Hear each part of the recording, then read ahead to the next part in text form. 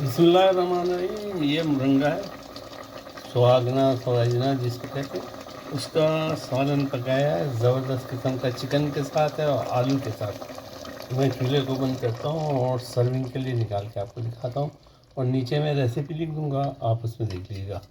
तो जनाब आली, ये मुरंगा ताकतवर सब्ज़ी जिसके 30 विटामिन इसके अंदर मौजूद हैं। ये लकड़ियों की तरह होता है, इनको चूस चूस के मुंह से निकाल देना होता है। आपको दिखा दूँ, ये मुरंगा का सालन है। ये लकड़ियों की तरह होता है, इसकी फलियों को चूस चूस के आप निकाल दिए, टेस्टी बहुत होता है। और इसके अंदर है आलू और है चिकन चिकन चिकन आलू चिकन के साथ है। और इसकी ड्रेसिंग करेंगे, यहीं रख के आपके सामने ड्रेसिंग इसकी करता हूँ ताकि आपको ड्रेसिंग का पता चल जाए।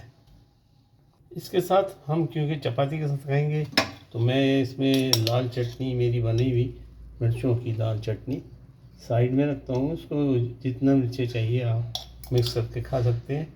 मसाला वैसे ही पड़ा हुआ है इसमें। और जनाब घर का ही बनाया हुआ ये अचार है मिक्स वेजिटेबल। ये भी मेरे घर का और मेरे हाथ का बनाया हुआ अचार है, इसको भी आप यूज़ कर सकते हैं।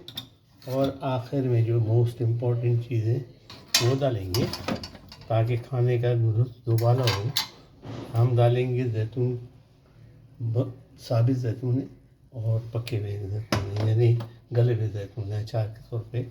और ऊपर से मैं डालूँगा जैतून का तेल